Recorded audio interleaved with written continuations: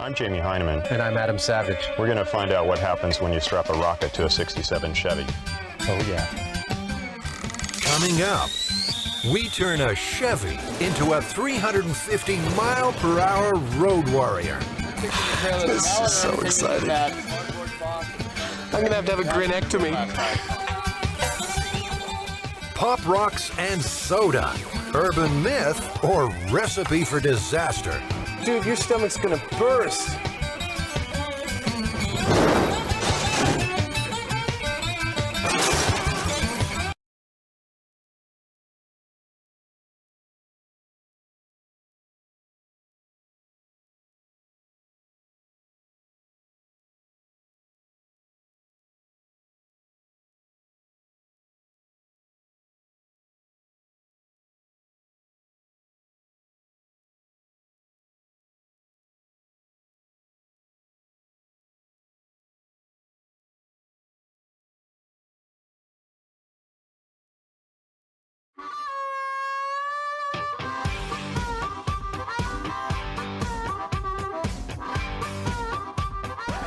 No, I don't think Jamie and I will continue to work together on other projects. Jamie and I don't get along very well. That's not a secret we've held. We didn't realize when we sent our demo reel that we were adhering to the most age-old of performance tropes of the funny man, straight man. The friction between Jamie and I has an integrity to it and a chemistry to it. And we get along well when we build stuff together. And I'm very proud of what we have built together. We have respect for each other, but we also drive each other absolutely batty, genuinely. And I think we're enjoying this separation.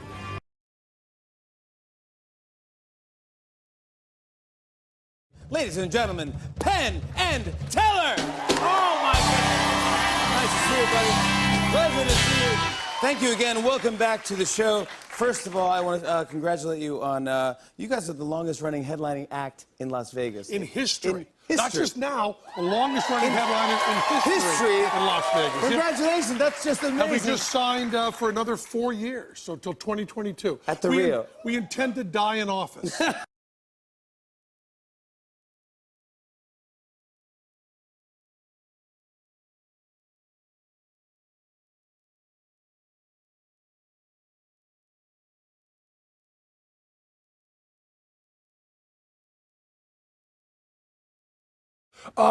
Business partners. I mean, the most important thing about our partnership is it's not based on cuddly love and affection. I mean, over 35 years, I mean, by many definitions, he has to be my best friend. I mean, he's the person I talked to when my mom and dad died. He was there when right after my children were born. He's all of those things. But we're much more like two guys who own a dry cleaning business. How has your working relationship evolved over these decades? Well, it evolved in the first 2 or 3 years, and then kind of stayed, I think. We spent most of the first 6 years, I think, fighting. But when you've been together for 40 years, 6 years seems like 2. Yeah, the great good fortune we had was we were brought together by a mutual friend. We liked that friend very much, and I still do, and so does Penn. But we were not friends at all. We found ourselves very useful to each other. Found working together very, very, very good, and that's very helpful. We maybe socialized 4 times a year, possibly, but making enough of a separation that we know that what we're doing is working and it's our responsibility to work. We don't miss shows. Neither of us shows up drunk because neither of us drinks. We're just very reliable. I trust Penn absolutely, completely.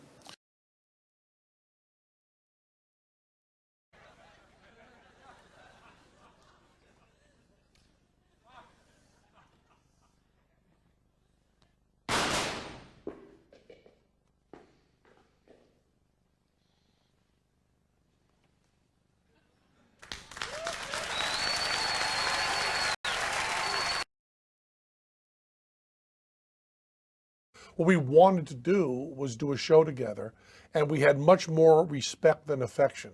And I think there's a lot to be learned from how much stronger respect is than affection. For one, we understand respect and we don't understand affection. So it's a little easier to get your mind around and be able to manipulate. And so when Teller and I don't like each other, when we're not getting along, it doesn't change much of anything. You know, it's like when you are working at the 7-Eleven, you don't quite get along with the guy who's cleaning the Slurpee machine that day. You don't care that much. Your life goes on. So he's become my best friend, but in a very circuitous route, you know, through respect and through work.